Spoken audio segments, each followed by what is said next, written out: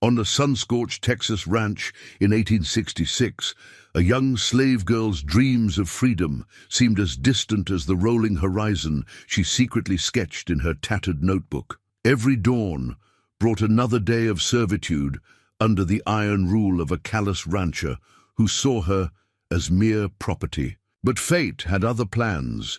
When a wealthy cattle baron's son rode in from the west, his heart moved by her quiet strength and dignity. What began as a simple act of conscience would soon escalate into a high-stakes confrontation that would shake the very foundations of their society.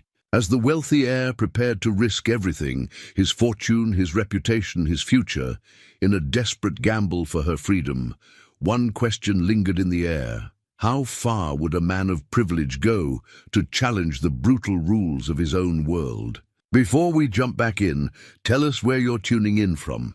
And if this story touches you, make sure you're subscribed, because tomorrow I've saved something extra special for you. The leather-bound ledger in Blackwood's study told Sarah's story in cold arithmetic. Purchase price, $800. Date acquired, March 15th, 1854. Previous owner, estate of Jonathan Hayes. Current market value, $1,200. Her entire existence reduced to numbers in a book, alongside cattle counts and feed costs. Sarah knew these details because Martha had taught her to read in secret during stolen moments in the kitchen when Blackwood was away on business. The cook had started with simple words scratched in flour on the wooden counter, wiped away before anyone could see. Knowledge, Martha would whisper, is power they can't take from you. The study, where Sarah dusted each morning, housed more than just ledgers. Portraits of Blackwood's ancestors lined the walls, stern-faced men and women who'd built their fortune on other people's labor.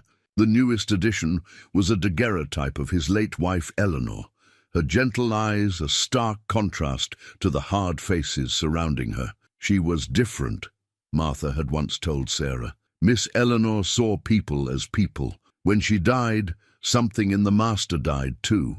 The cook rarely spoke of Eleanor now, but her influence lingered in unexpected places, like the small library of books Eleanor had collected, which Blackwood couldn't bring himself to dispose of. The morning's incident at the post had left Sarah's back raw, but she forced herself to move carefully as she worked, knowing Blackwood's guests would arrive soon. The ranch house had to be perfect.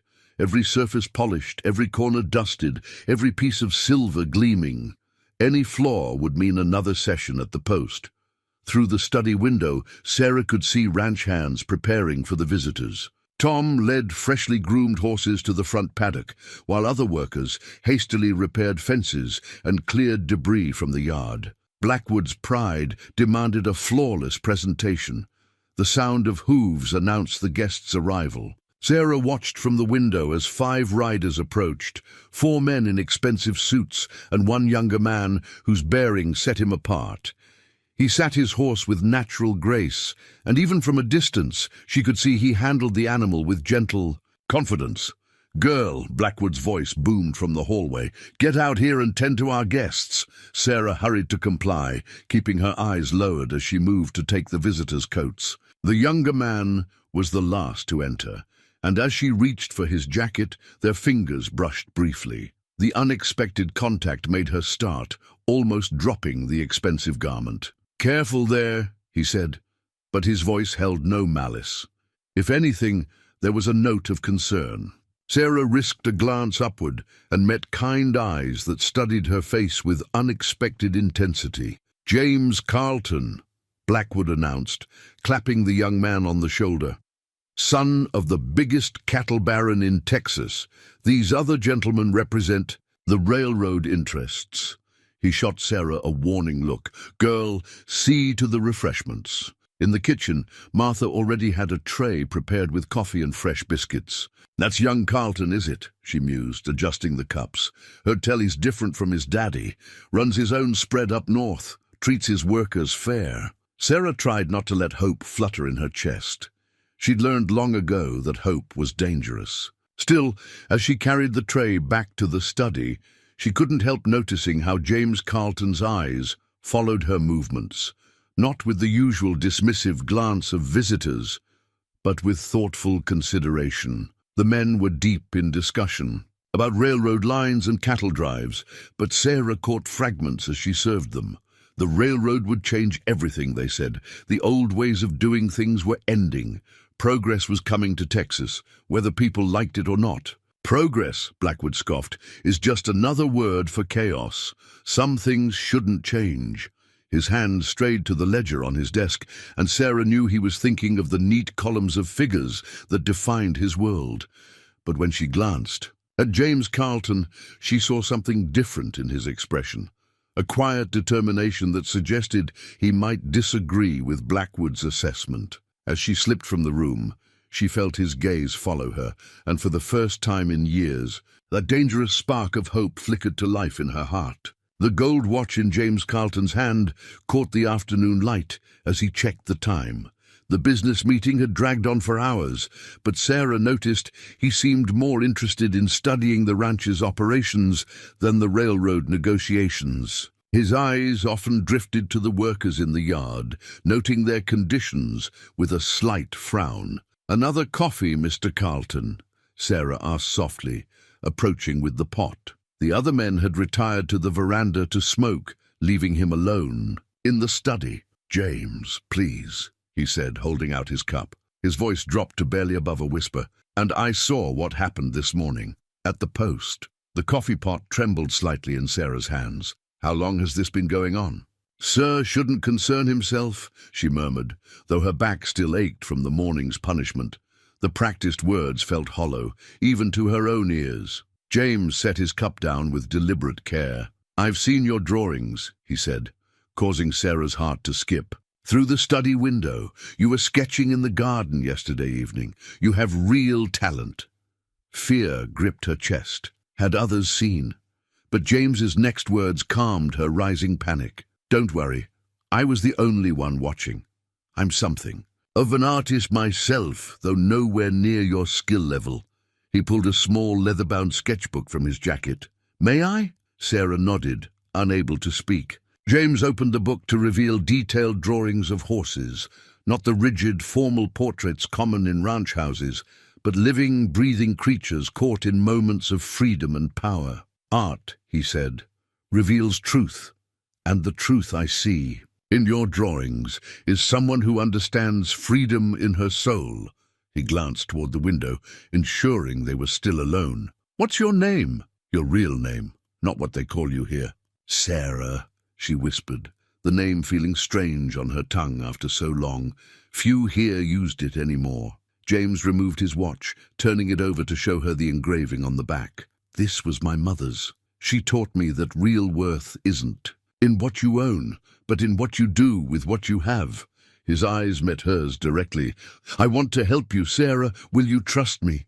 Before she could respond, boots sounded in the hallway. Sarah quickly stepped back, resuming her servile pose as Blackwood entered the study. The rancher's eyes narrowed, taking in the scene. "Girl, get to the kitchen. Martha needs help with dinner preparations." His tone left no room for argument. As Sarah hurried from the room, she heard him addressing James. "Best not waste time chatting with the help, Mr. Carlton.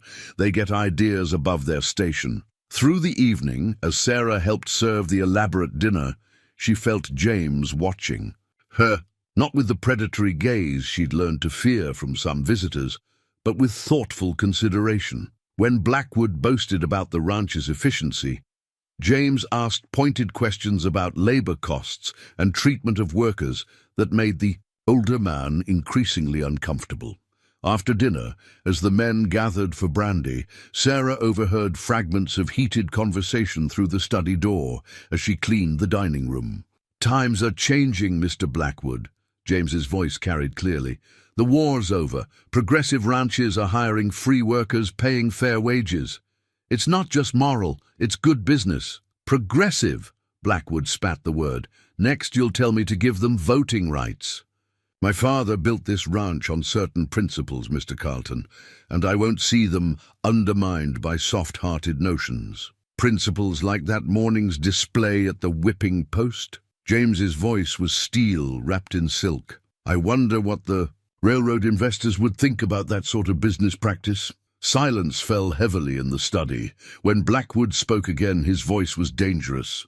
"You would do well to remember, young man, that this is my ranch. I run it as I see fit." Sarah slipped away before she could hear more, but hope and fear warred in her chest. No one had ever challenged Blackwood like this, not since Miss Eleanor's death. But she'd seen men stand up to him before, only to back down when he brought his influence and money to bear. Yet something about James Carlton was different. The way he'd looked at her drawings, spoken her name, showed her his mother's watch. He saw her as a person, not property. As she prepared the guest room for him that night, she found herself praying that this time things might actually change.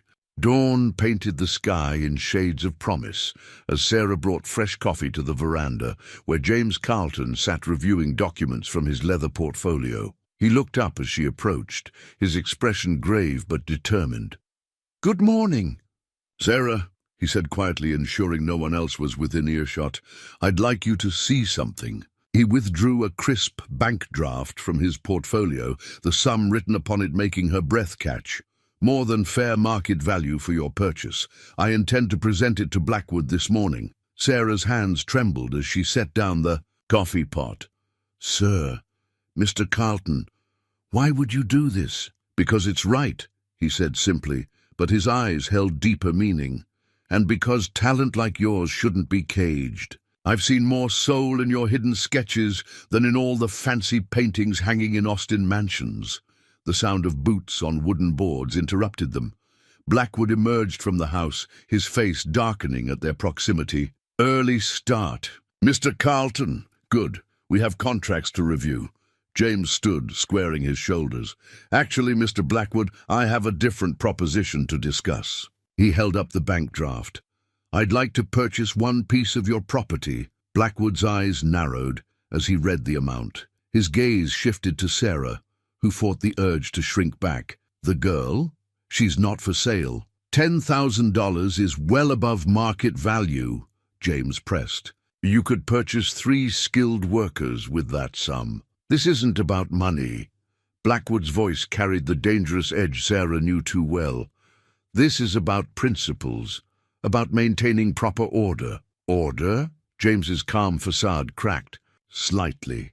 Is that what you call it? I've seen how you maintain order on this ranch." Sarah watched the confrontation unfold, her heart pounding. Other ranch hands had begun to gather at a distance, drawn by the rising voices. Martha appeared in the kitchen doorway, her face creased with worry. "You overstep, Mr. Carlton." Blackwood stepped closer to James, using his height to loom over. The younger man. "Your father may be a powerful man, but this is my ranch. I decide what's for sale and what isn't." James held his ground. "The war's over, Mr. Blackwood. The world is changing. Even Texas can't hold back progress forever." "Progress?" Blackwood barked a harsh laugh. "Let me show you something." He stormed into his study, returning with the ranch ledger. "You see, these numbers? This ranch has operated profitably for 40 years under the old system. I won't have some city-bred idealist telling me how to run my business." "Business?" James's voice was quiet but carried across the veranda. "Is that what you call breaking a young woman's spirit, punishing her for daring to have dreams?" The ledger slammed shut with a crack that made Sarah flinch. "Get off my property. Mr. Carlton, our business is concluded." "Not quite." James withdrew another document from his portfolio. "I've already spoken with the railroad commissioners. They're very interested in certain practices I've observed here. Practices that might complicate their investment decisions." Blackwood's face flushed dark with rage. "You dare threaten me on my own land?" His hand moved to the pistol at his hip. "I could have you shot as a trespasser." "You could," James agreed calmly. "But how would that look to the commissioners, to your business partners in Austin, to your neighbors?" He stepped closer, lowering his voice. "The world is watching, Mr. Blackwood. The old ways are ending. You can adapt, or you can become obsolete." For a moment, Sarah thought Blackwood might actually draw his weapon. Then, with visible effort, he mastered himself. You have 1 hour to clear out, Mr. Carlton. After that, my men will escort you off the property." He turned to Sarah, who stood frozen by the coffee service. "Girl, get to the kitchen where you belong." As Sarah hurried away, she heard Blackwood's final words to James. "And if I see you near my ranch again, our next discussion won't be so civilized." In the kitchen, Martha was waiting. The old cook pulled Sarah into a quick embrace. "Brave man, that Mr. Carlton. Foolish, maybe, but brave." "What's going to happen now?" Sarah whispered, her brief flame of hope guttering in the wake of Blackwood's rage. "Don't you worry," Martha said, though her own face was drawn with concern. "Men like Mr. Carlton, when they set their minds to something, they find a way. But child," she gripped Sarah's shoulders gently, "be careful. The master won't take kindly to anyone he thinks is encouraging this trouble." Through the kitchen window, Sarah watched James Carlton mount his horse an hour later. The young rancher's face was set in grim lines, but as he turned his horse toward the gate, his eyes found her watching. He touched his hat in a gentle salute, and she knew with sudden certainty that this wasn't over. Blackwood spent the rest of the morning in his study, drinking heavily and making angry notations in his ledger. By evening, word had spread through the ranch about the confrontation. Sarah felt eyes on her everywhere she went. Some sympathetic, others resentful of the trouble they feared she'd brought. That night, alone in her tiny room, Sarah pulled out her hidden sketchbook. With trembling fingers, she began to draw. A man on horseback, silhouetted against a rising sun, his face turned toward freedom's horizon. For the first time, she signed her name at the bottom, not in the corner, small and hidden, but bold across the page. Whatever came next, James Carlton had given her something precious, the courage to claim her own identity, even if only on paper.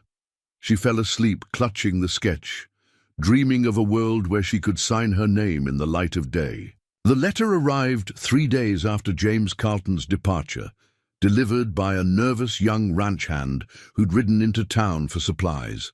Sarah glimpsed the elegant Carlton family crest on the envelope as she served Blackwood his evening meal. "The arrogance," Blackwood muttered, scanning the contents. Sebastian Carlton himself, threatening to withdraw his support for the railroad venture unless I reconsider my position. "These city folk think they can dictate terms to me?" He crumpled the letter and threw it into the fire. But Sarah noticed, his hands trembling slightly as he reached for his whiskey. The Carlton name carried weight, even in Texas. That night, she overheard him arguing with his foreman about alternative cattle buyers, contingency plans. Change crept across the ranch like morning fog.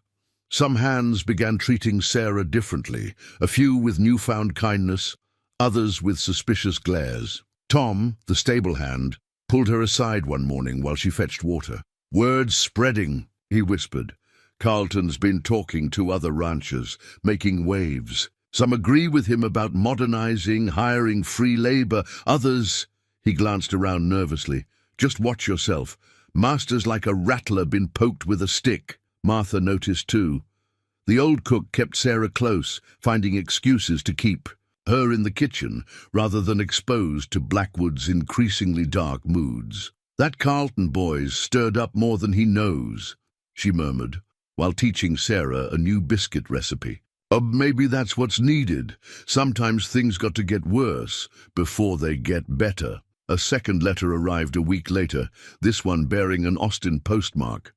Sarah was dusting in the study when Blackwood read it, his face growing stormy. "Railroad Commission postponing their final decision," he growled. "Wanting additional assurances about labor practices. Carlton's been busy." That evening, Blackwood called his most trusted hands to the study. Sarah, serving coffee, caught fragments of their discussion. Words like resistance and example floated through the door.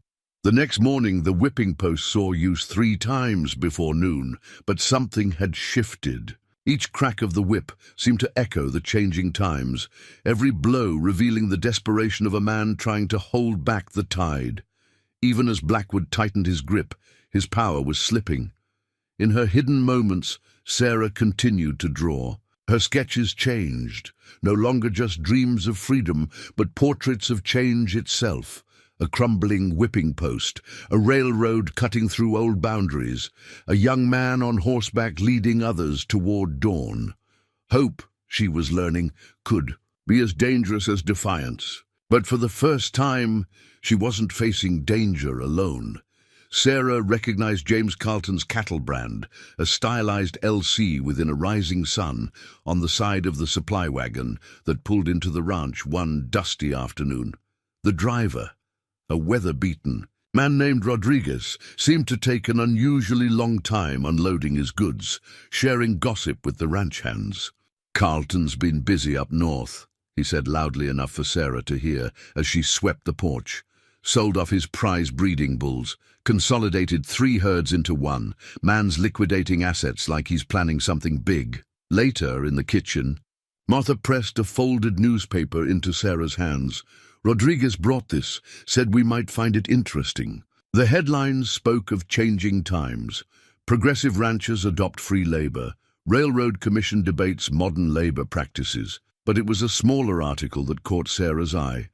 Carlton heir challenges old guard. The piece detailed James's efforts to modernize ranching practices, his advocacy for fair wages, his growing influence among younger ranchers. "He's not just fighting for you," Martha said softly.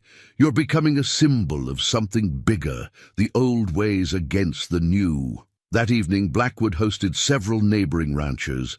Sarah served them dinner while they discussed the changing landscape. "Carlton's stirring up trouble all along the railroad line," one man complained, "getting workers thinking they deserve more.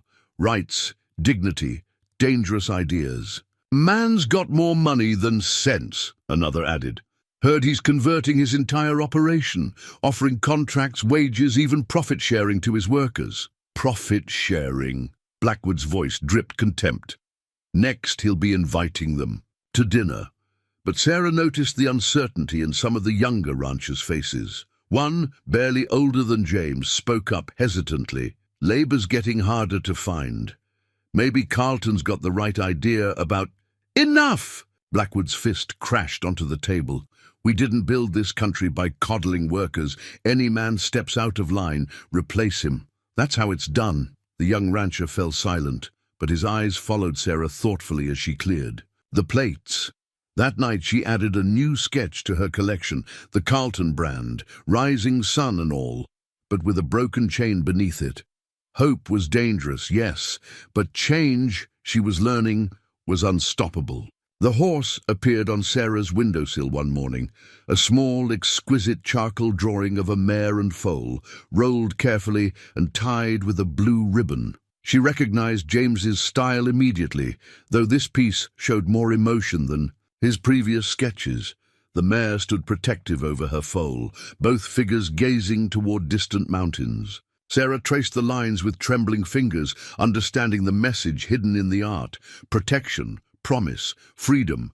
But it was the signature that made her heart skip. To a fellow artist, "Keep drawing your dreams." He was here. Martha whispered later in the kitchen, keeping her voice low. "Late last night, talking with Tom by the stables. Didn't want to risk coming to the house. Blackwood's got men watching." Sarah nodded, unsurprised. She'd noticed the new hands Blackwood had hired. Hard men with cold eyes, who spent more time watching the house than working cattle. One had caught her sketching in the garden 2 days ago, and only Martha's quick thinking, claiming she was reviewing laundry lists, had saved her sketchbook from discovery. That evening, while serving dinner to Blackwood and his latest guest, a sharp-eyed lawyer from Austin, Sarah overheard snippets of their conversation. "Carlton's making moves," the lawyer said, spreading papers across the dining table. "Buying up water rights along the railroad route, making allies among the progressive ranchers. Even got the ear of some territorial officials." Blackwood's face darkened. "What's his game?" "Word is he's planning something big. A challenge to the old system itself." The lawyer tapped the papers meaningfully. "Might be wise to consider. His offer for the girl, before things get complicated." "Never." Blackwood's voice could have frozen hell. She's not just property anymore, she's a symbol. Give in on this. We give in on everything. Sarah's hands shook as she poured their coffee, but her mind was racing. James wasn't just fighting for her freedom. He was systematically building a case against the entire system that kept her enslaved. Later that night, she pulled out her own sketchbook. With newfound purpose, she began to draw. A stallion breaking free from its corral, muscles straining, mane flying. She signed it boldly, no longer hiding her talent. The next morning, she slipped the drawing into Rodriguez's supply wagon, wrapped in a piece of kitchen twine. The weathered driver gave her a knowing wink. "Some packages," he said quietly, "are worth more than others." 3 days later, a new sketch appeared on her windowsill. Her stallion, now running free alongside other horses, their combined strength unstoppable. James had adapted her style perfectly, turning her solitary runner into a symbol of collective liberation. But art wasn't their only connection. Through Martha's careful network of whispered information, Sarah learned how James was using his influence. He'd opened his own ranch to escaped slaves, giving them work contracts and fair wages. He was teaching them to read, write, and manage accounts, skills that Blackwood and his kind had always forbidden. "Man's building more than a ranch," Tom confided during one of her water-fetching trips. "He's building a future, different kind of Texas, where a person's worth ain't measured by their chains." Sarah added these stories to her mental collection, each one a stroke in the larger picture of possibility. Her drawings grew bolder, scenes of freedom, dignity, and justice that she hid beneath her floorboards like seeds waiting for spring. But spring, she was learning, often came with storms. One morning she found her windowsill empty, except for scattered ashes. One of Blackwood's watchdogs had intercepted the latest drawing. The message was clear. They were being watched, every moment, every gesture.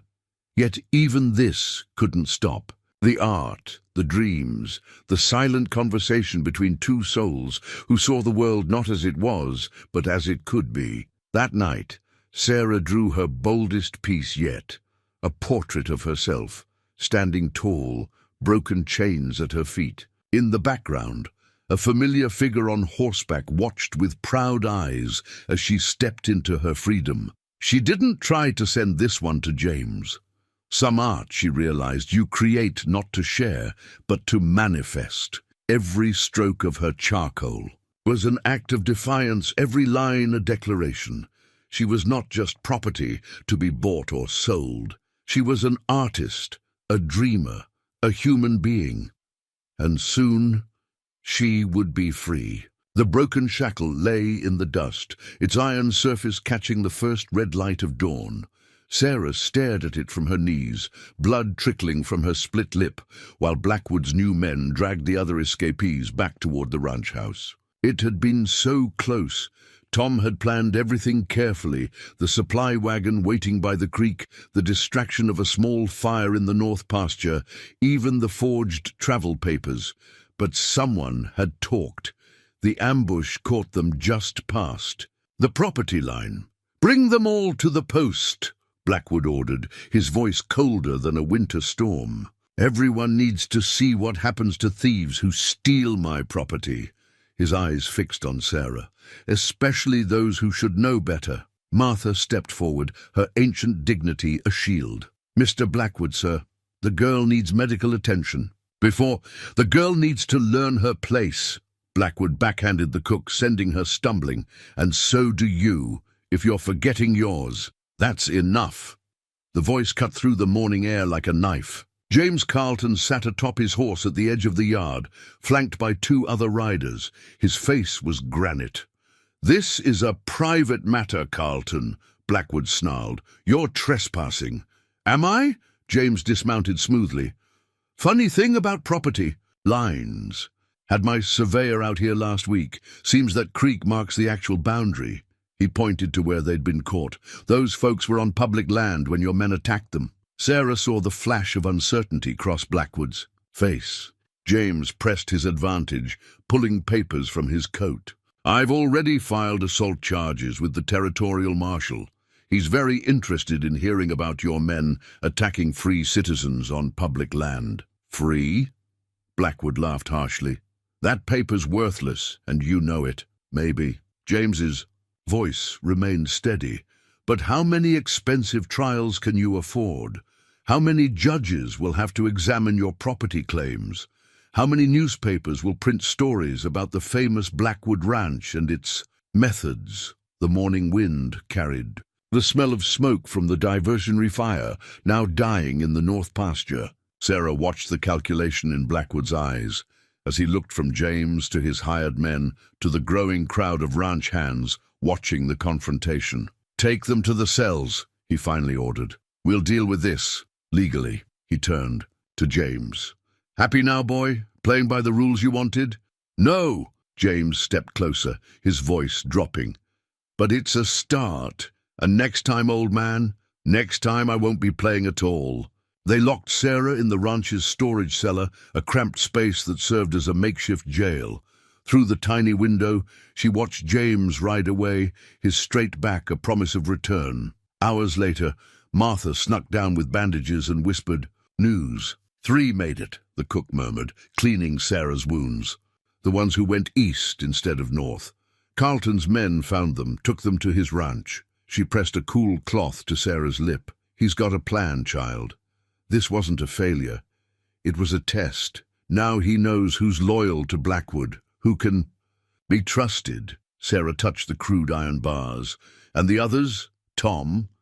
Locked up same as you, but alive." Martha's wrinkled hand squeezed hers. "Carlton made sure of that. Man's playing a deeper game than Blackwood knows." That night, alone in her cell, Sarah pulled a piece of charcoal from her dress pocket, the one thing they hadn't taken. On the rough stone wall, she began to draw. Not dreams of freedom this time, but the reality she'd seen. James Carlton, backlit. By dawn, standing like justice itself against oppression. The broken shackle, she learned later, disappeared from the yard. But its image lived on in her mind, no longer a symbol of failure, but a promise of what was to come. Sometimes, she realized, you had to break before you could be truly free. The deck of cards appeared on Blackwood's desk like a challenge. Expensive ivory finish playing cards with gold-leafed edges, the kind used in high-stakes games from New Orleans to San Francisco. James Carlton set them down with deliberate care, his eyes never leaving Blackwood's face. "One game," James said. "Winner takes all." Sarah, dusting the study's bookshelves, felt her heart stop. She hadn't seen James since the failed escape attempt 2 weeks ago, hadn't known he was coming. But here he stood, calm as summer rain, laying out the most dangerous proposition yet. "All?" Blackwood's eyebrow raised. "Define all, Mr. Carlton." "My entire north herd. 2,000 head of prime cattle, plus grazing rights to the waterlands I've acquired." James's voice remained steady. "Against her freedom." Sarah's hands trembled so badly she nearly dropped the feather duster. 2,000 cattle? The number was staggering, far more than her market value, more than any slave had ever been worth. Blackwood picked up the deck, running his fingers along its edges. "And if I refuse? Then tomorrow I file papers with every land office from here to Austin, challenging the legitimacy of your property boundaries. My surveyors have found discrepancies." James smiled thinly. "Imagine the legal fees, the delays. The Railroad Commission would have to postpone their contracts pending resolution." The silence stretched like hot taffy. Sarah hardly dared breathe. Through the window, she could see ranch hands gathering, word of the confrontation spreading. Like wildfire.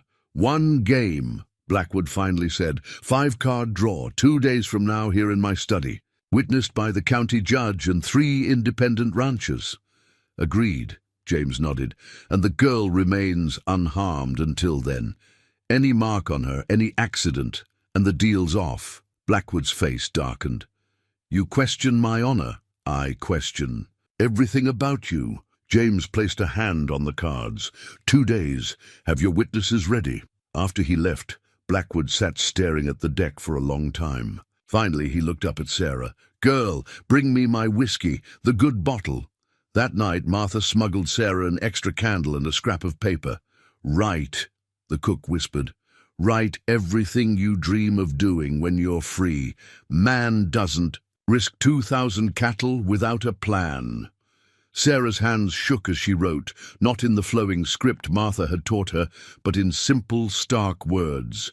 "Learn to ride, draw in the open, use my real name, see the ocean. Carlton's been planning this for weeks," Martha continued, keeping her voice low. "I've been winning big in every poker game from here to Dallas, building a reputation, making sure word got back to the master." "But why cards?" Sarah whispered. "Why not just keep fighting legally?" "Because of what it means." Martha's eyes were knowing. A game of chance, witnessed by the county's most respected men. If he wins, ain't just you getting freed. It's Blackwood's whole way of thinking that loses. Public, legal, final. Through the next day, Sarah watched the preparations. Blackwood had his men cleaning the study, setting up the poker table, bringing in extra lamps. He spent hours practicing with the cards, his face growing darker with each glass of whiskey. But it was the arrival of Rodriguez's supply wagon that gave Sarah hope. The weathered driver handed her a small package along with the regular supplies. Inside, wrapped in cloth, she found a single playing card, the Ace of Hearts, with a message. In James's hand, "Some games are won before the first card is dealt." That night, Sarah added to her wall drawing in the cellar a pair of hands holding cards, but behind them a rising sun.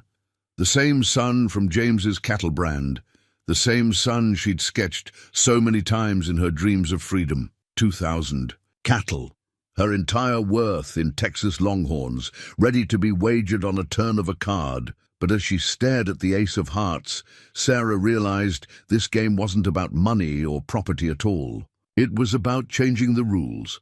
The stack of property deeds lay spread across James Carlton's camp table, each one representing a piece of his carefully built cattle empire. Sarah caught glimpses of them as she served coffee to the gathering. Witnesses, prominent men from across the county, arriving early to verify the stakes of the upcoming game. 2,000 head of prime stock, Judge Henderson mused, examining the documents, plus water rights along 3 major creek systems.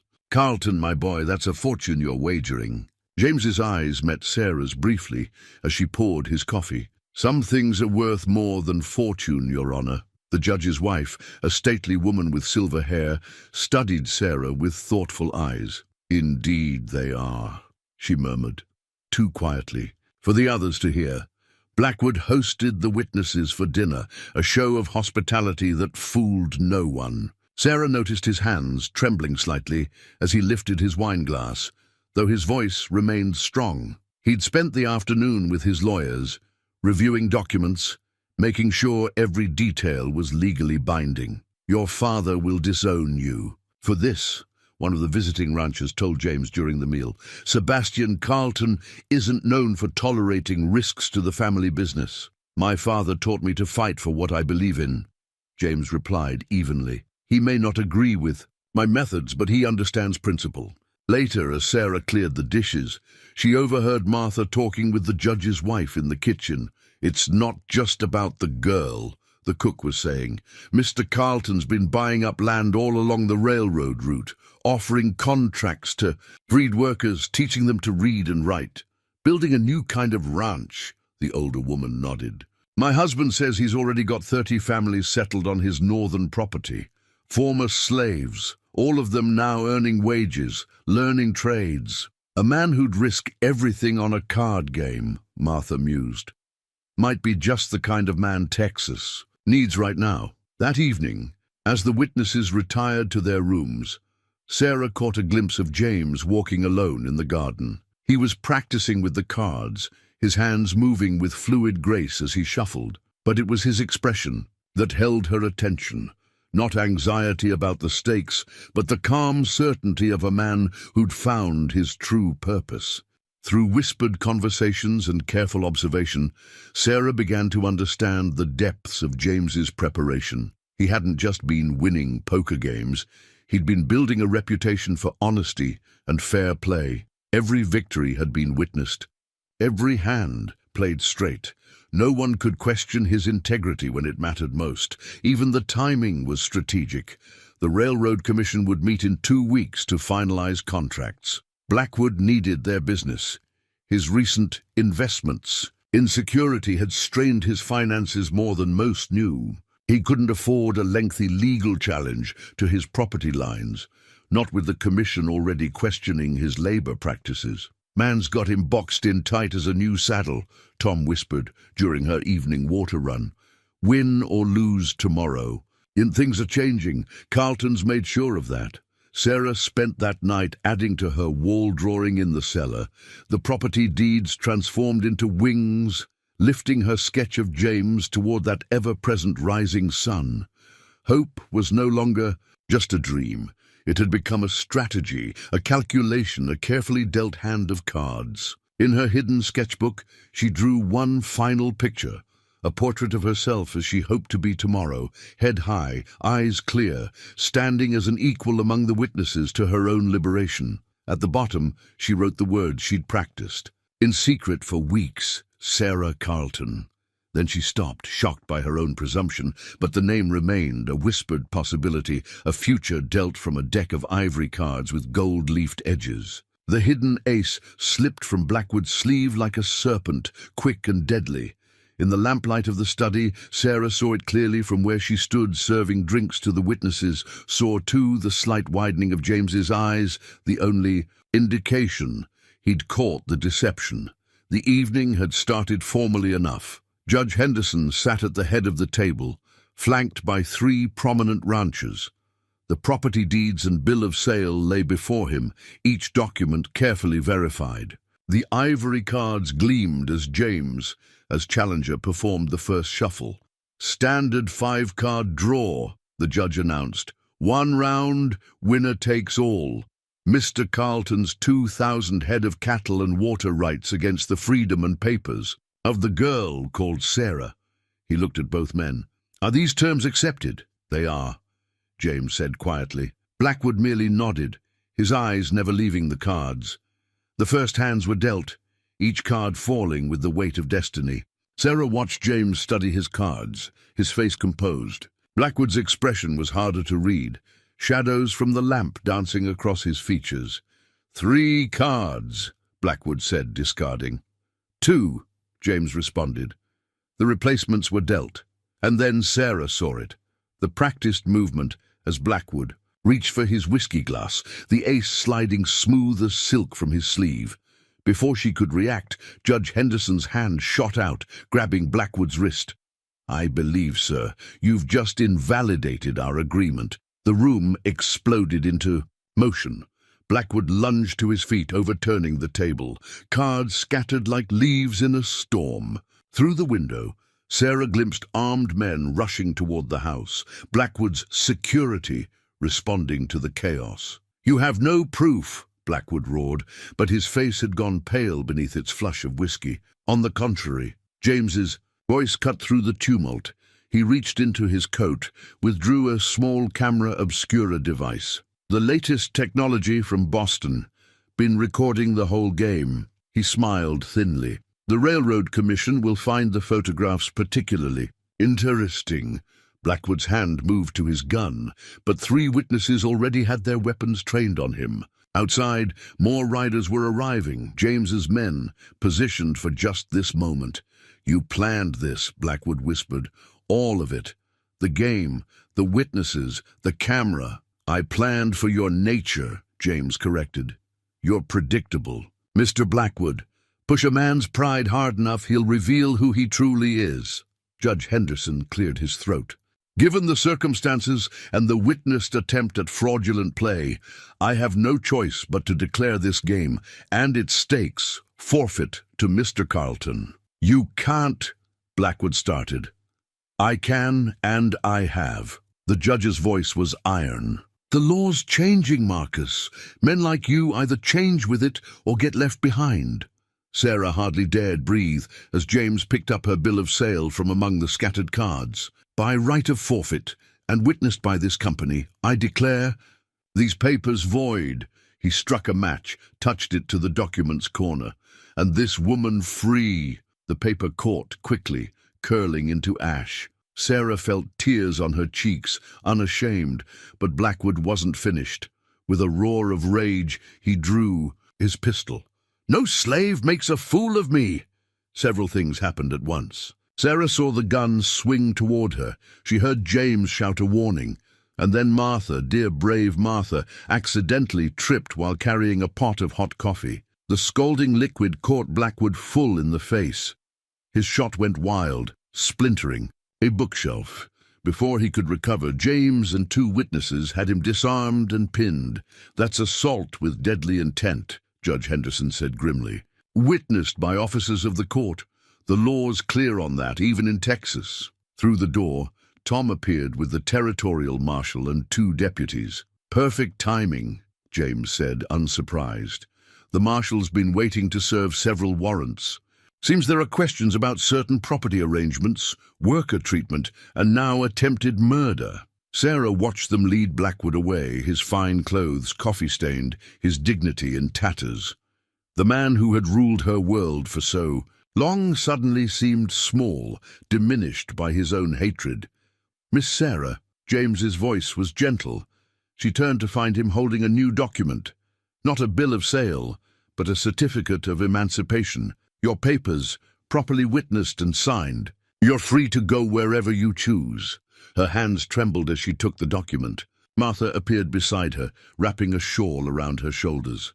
The cook's eyes shone with tears and triumph. "The question," James continued softly, "is where do you want to go?" Sarah looked at the certificate, then at the scattered cards. On the floor, one caught her eye, the Ace of Hearts, the same card James had sent as a message.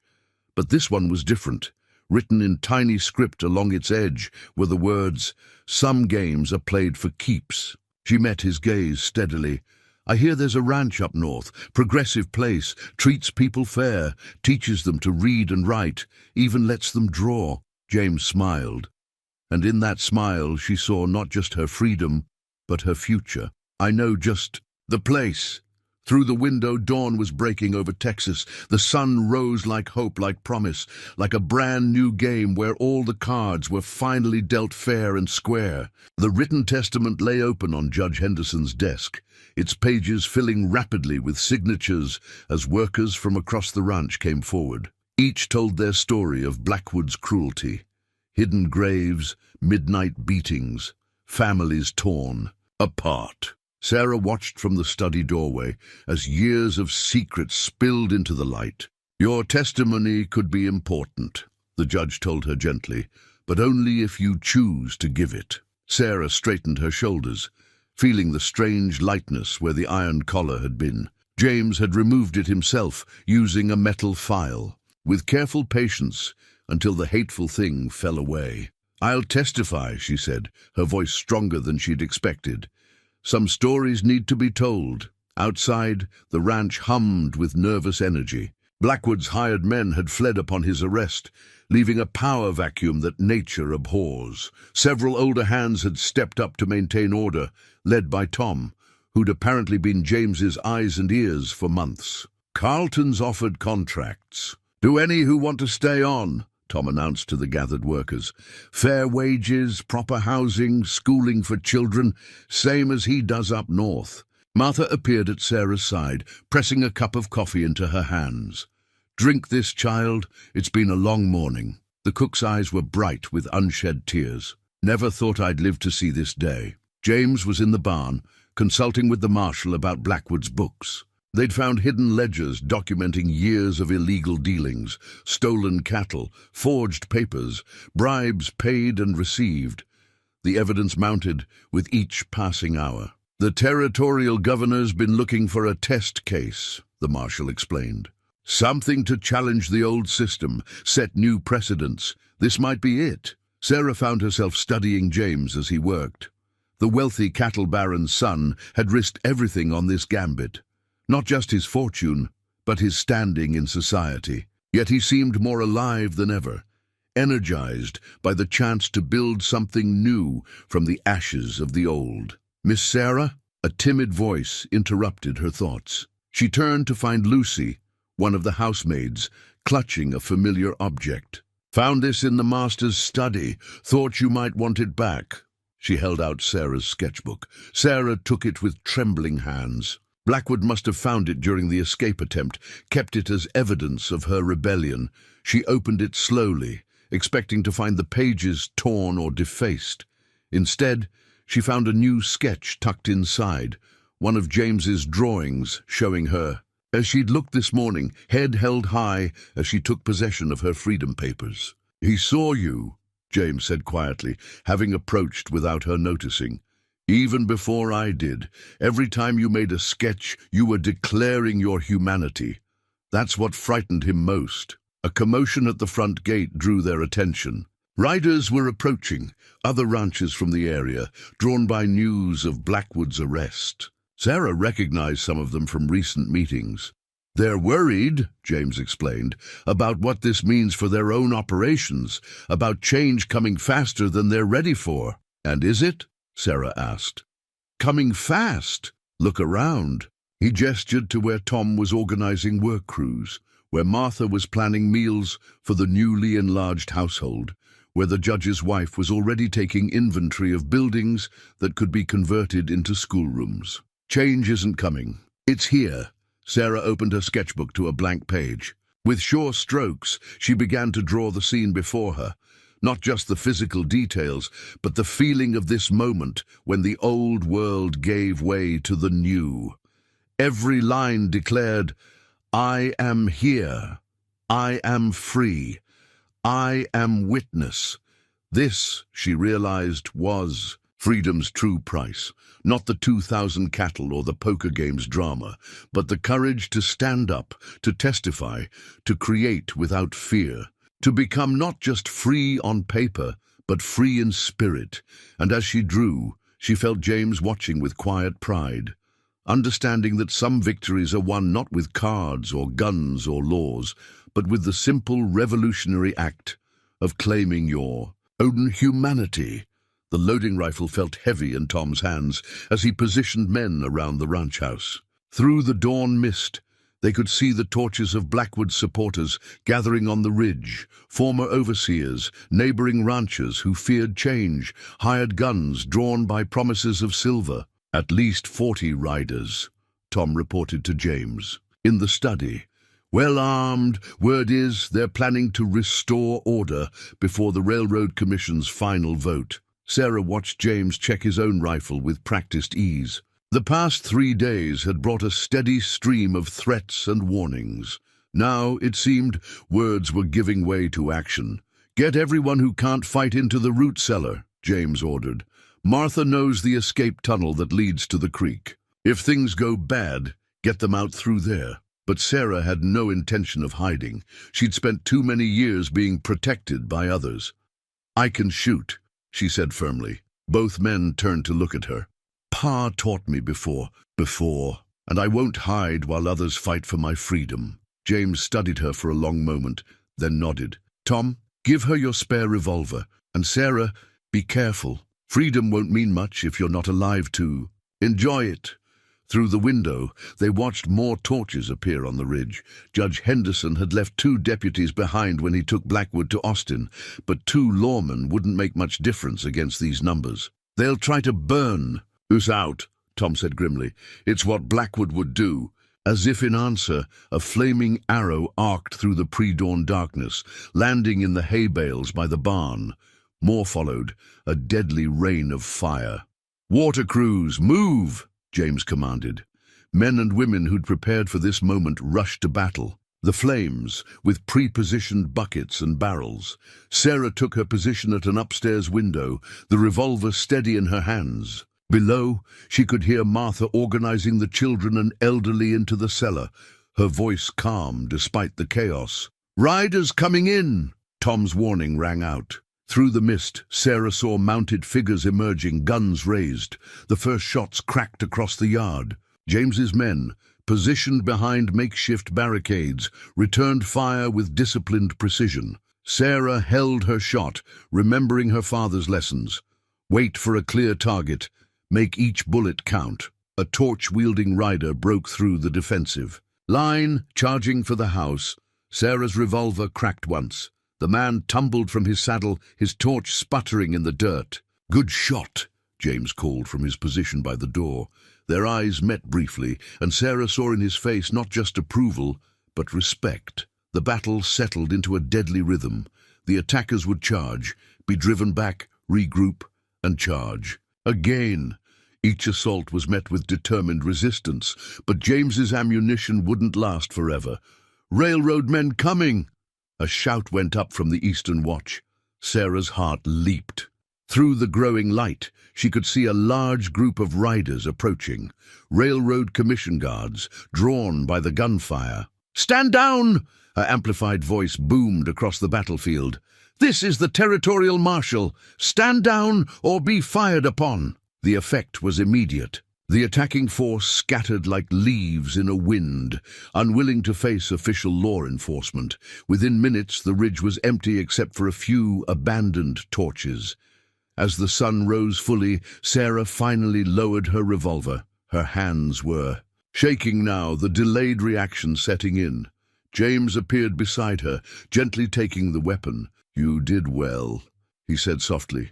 "But the real fight's just beginning. Men like that, they don't give up easily on their way of life." Looking out over the smoke-streaked yard, Sarah nodded. She understood now why James had spent so much time building alliances, securing support from the railroad and territorial authorities. Freedom wasn't won in a single hand of poker or a single dawn battle. It had to be defended again and again until the old ways finally crumbled. "I know," she said, "but we've got something they don't." "What's that?" She smiled, thinking of the drawings hidden in her sketchbook, of Martha's secret reading lessons, of Tom's quiet resistance. Hope, the kind that grows stronger every time they try to crush it. James's hand found hers, warm and sure. Together they watched the railroad, guards securing the ranch, marking another step in the long journey from the old world to the new. The burning barn cast hellish light across the ranch yard as Blackwood himself strode through the gates. He'd escaped custody during transport to Austin, and now he'd returned with every hired gun and sympathetic rancher he could muster. "Carlton!" His voice boomed across the smoky darkness. "Come out and face me. Let's settle this like men." Sarah watched from the ranch house window as James stepped onto the porch, rifle held loose but ready at his side. The territorial marshal and his men had been drawn away by a false emergency. A planned distraction, she realized now. "It's over, Blackwood," James called back. "The Railroad Commission's already voted. The new labor laws take effect at midnight." "Laws," Blackwood spat. "I built this land before your fancy laws. Built it with blood and bullets, not paper and promises." He gestured to the armed men spreading out behind him. "These men understand that. They know what's coming if we let your kind change things." The fire spread to the stable roof, painting the scene in shades of orange and black. Sarah could see Tom and the others moving quietly into defensive positions, just as they'd planned and practiced. "Last chance," James warned. "Leave now, and we'll let bygones be bygones." Blackwood's answer was a bullet that splintered the porch railing near James's head. The night erupted into gunfire. Sarah raced down the stairs, Martha's old shotgun in her hands. The cook had shown her where it was kept, loaded with rock salt. Hurts like hell but won't kill unless you're too close. Through the chaos, she heard Martha herding the children toward the root cellar again. But this time was different. This time they were fighting not just for survival, but for a future they could already taste. "Right flank!" Tom's shout cut through the noise. Sarah saw what he meant, Blackwood's men trying to circle around toward the vulnerable back door. She took position at a window, the shotgun's report adding to the din. James was everywhere, directing defenders, returning fire, keeping their resistance organized despite the overwhelming numbers against them. His voice carried calm authority, even through the storm of bullets. Then Sarah saw it, Blackwood and 3 men breaking away from the main fight, heading for the study. The ledgers were there, the evidence that would doom him in court. Of course, He'd want to destroy them. Without hesitation, she raced through the house's back passages, servants' routes she knew better than anyone. She reached the study seconds before Blackwood burst in through the main door. Well, well, his face twisted in an ugly smile. The little artist, all grown up and playing soldier. Not playing, Sarah said, and fired. The rock salt caught. One of his men full in the chest, sending him stumbling back with a howl of pain. Blackwood's gun came up, but Sarah was already diving behind the heavy desk. His bullet thudded into oak as she scrambled for cover. "Burn it!" he ordered his remaining. "Minty, burn it all!" The sound of breaking glass.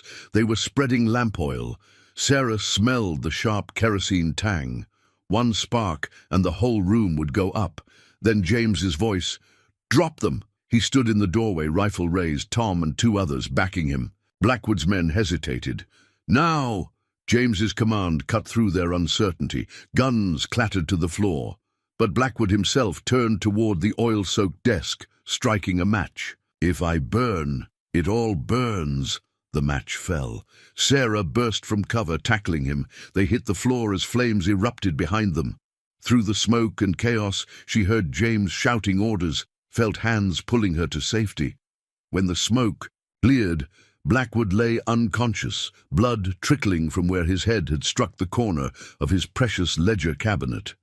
The evidence was safe, the flames contained. Victory settled over the ranch like dawn after a storm. Sarah stood in the yard, watching the sun rise through the smoke, feeling the weight of history turning beneath her feet. James appeared beside her, looking both exhausted and exhilarated. "It's really over," she said softly. "This part is." He smiled. "The rest is just beginning." Together they watched as the territorial marshal, the real one this time, rode through the gates with reinforcements, too late for the fight, but just in time for justice. The marshal's badge caught the morning light as Judge Henderson read the charges in the ranch yard. Workers and witnesses gathered to hear Blackwood's crimes enumerated in the clear light of day. Assault, attempted murder, falsifying documents, violation of the new labor laws, conspiracy, and a dozen other charges that would ensure he never saw freedom again. "Marcus Blackwood," the judge's voice carried across the hushed crowd, "you are hereby remanded to territorial custody pending trial. Your assets will be held in trust, with priority given to compensating those you have wronged." Blackwood stood in chains, his fine clothes still smoky from the night's battle. The proud rancher, who had ruled through fear, now seemed diminished, his power stripped away not by force alone, but by the steady march of justice. "You think this changes anything?" he snarled at James. "There'll be others. Men who understand that power comes from strength, not your precious laws." "No," James replied quietly. "Power comes from justice. You just never understood the difference." Sarah watched from beside Martha as the marshal's men led Blackwood toward the waiting prison wagon. Other officials were already moving through. The crowd, taking statements from workers, documenting conditions, building a case that would set precedent across the territory. "The Railroad Commission sends its congratulations," a well-dressed man told James, offering his hand.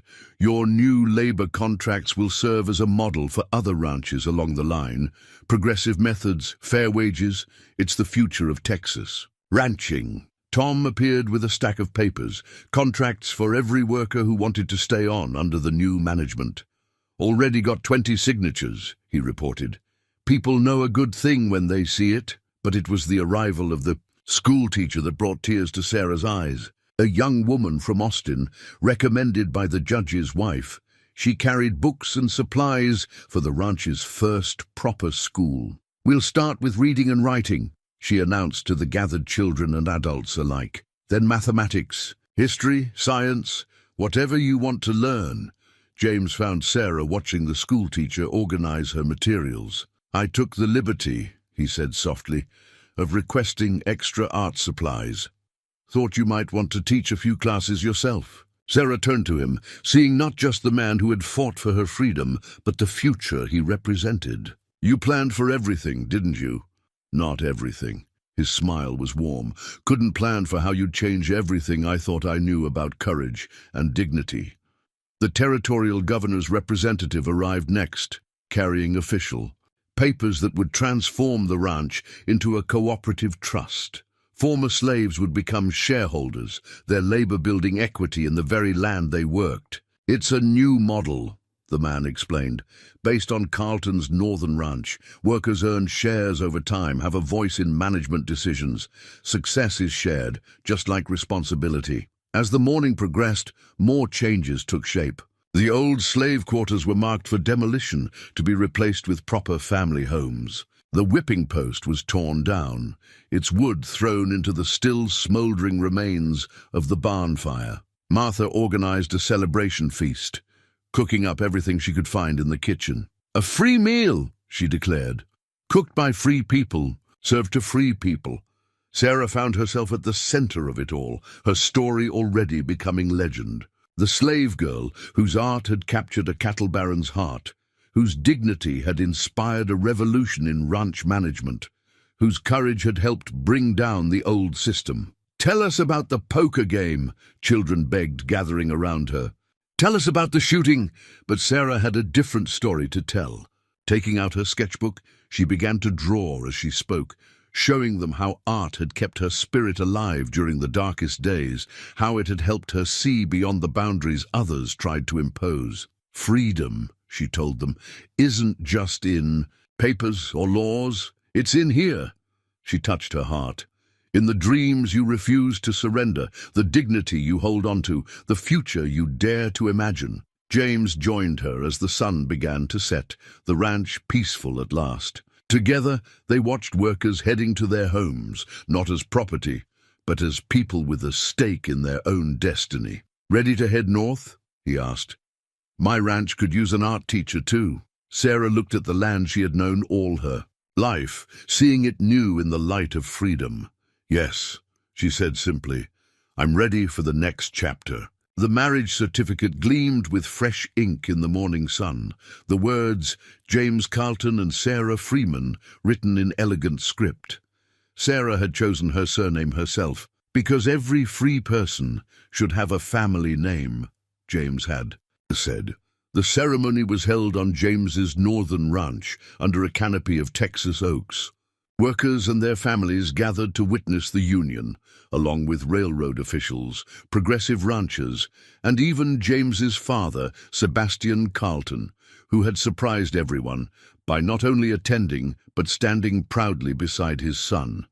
"You changed my mind," the elder Carlton had told Sarah the night before. "When James first wrote about risking everything for a slave girl, I thought he'd lost his senses. But then he sent me your drawings."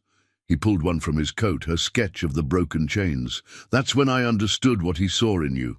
Not just talent, but vision." Martha had come up from Blackwood's old ranch, now a thriving cooperative, to bake the wedding cake. Tom stood as James's best man, while the judge's wife, who'd become a dear friend, gave Sarah away. "Never seen a bride quite like you," Martha said as she helped Sarah with her dress. "Most girls just dream of marriage. You dreamed a whole new world into being first." The dress itself was a work of art, simple but elegant, with subtle embroidery. Along the hem showing scenes from their story, a deck of cards, a rising sun, broken chains transformed into flowering vines. Sarah had designed the pattern herself. After the ceremony, as guests mingled and celebrated, Sarah took in the changes, already visible on James's ranch.